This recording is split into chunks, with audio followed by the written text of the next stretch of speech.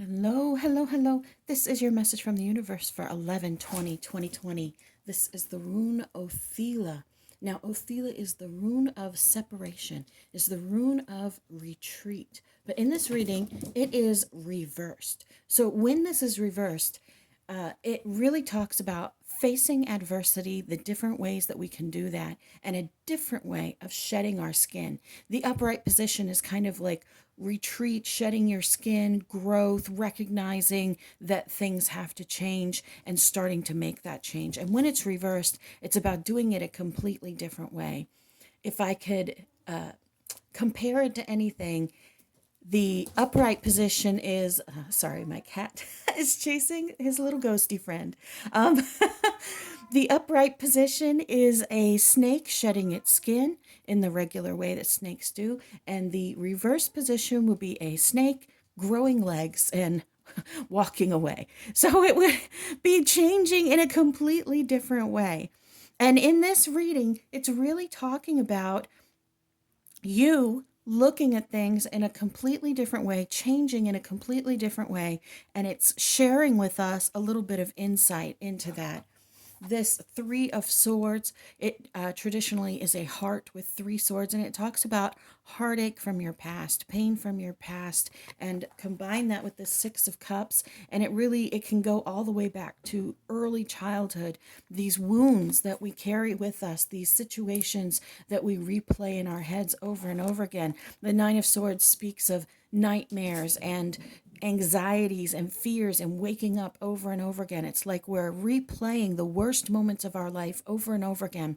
And it's interesting because literally just last night, I'm on a momentous anniversary style occasion today. And last night I had this, period where I found myself over and over again reliving some of these arguments or disagreements or breakups that I had been through and reliving them in my head. And it wasn't even an emotional thing. It was literally like they were replaying in my head like a movie. But that's pointless unless you're learning from it. So I kind of said to myself, why am I doing this? What am I learning from this? And it pointed to something within me where it was replaying specific instances where I backed down and did not stand up for myself, did not assert myself. I'm not saying attack. I'm saying I didn't assert myself and I allowed someone to have power over me. And those were the things for some reason that I was replaying in my head last night. And what happens in our regular life is that we will replay them so often that they begin to become a self fulfilling prophecy in what's coming. They, in new relationships, become a self fulfilling prophecy because we are focusing on the mistakes we made in the past or on the hurts that we received in the past or on the way that others treated us rather than focusing on what we are building now. And that's what this Seven of Pentacles is all about. It's about what we are building now. We are planting the seeds. We are, hoeing the fields, hoeing the fields. We're planting the seeds. We're out there and we are putting in the hard work that is necessary for us to be able to cultivate our harvest, for us to be able to pick the things that grow. You have to start somewhere.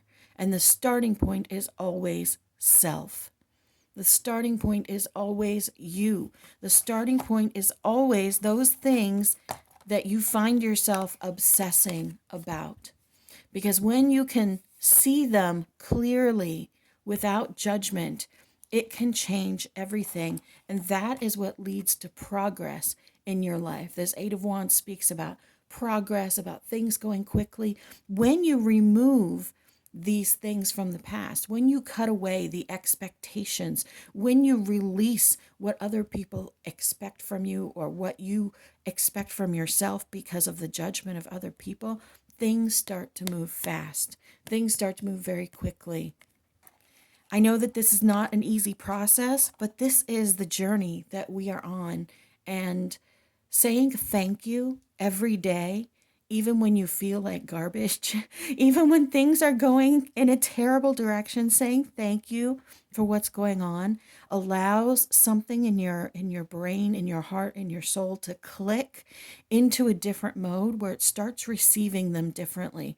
When you are angry about what's coming to you, when you are sad, when you are depressed, when you feel hopeless, those, I don't like to say them negative things, those bad things, those negative things, those things that you feel are hurting you seep in to your everyday life, even when you're not in that moment of thinking about it. When you say thank you, they don't seep in the same way. You filter them differently. You see them differently. You translate them differently, and you're able to feel them differently moving forward. They affect your life in a very different way. Saying thank you for this transformation. Thank you for allowing me to shed my skin. Thank you for allowing me to look back on my past and be grateful for what happened then and the changes that I'm able to make now. All of that is really amazing for you. The other part of this reading is with this Three of Swords, the heartbreak from the past. We also have this Two of Cups about relationships. So this can go in two different ways. I hear this in you need to get peace with old relationships, and forgiveness and peace does not mean what they did to you is okay, and it doesn't mean you have to talk to them. You have to forgive them within you. You have to have a conversation with them in the ethers, which means basically in your head. Because their higher self is connected to the same source that your higher self is. And so when you have that conversation, it actually makes a difference for you and you're able to find peace.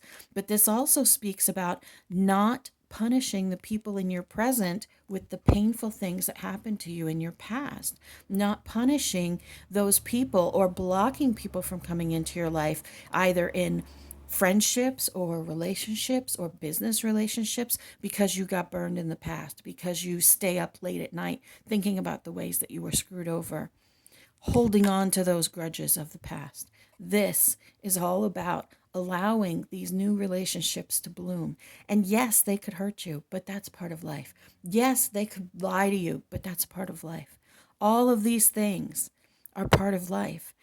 As we go through these, we start to be able to discern who is worthy of our time in a relationship and who is worthy in our eyes of our love in that way.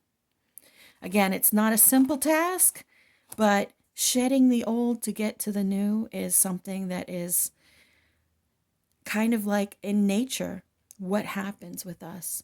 And the interesting thing about shedding the old is that when the animals that shed their skin or molt their feathers or go into their next stage of life, the things that they let go of are still used.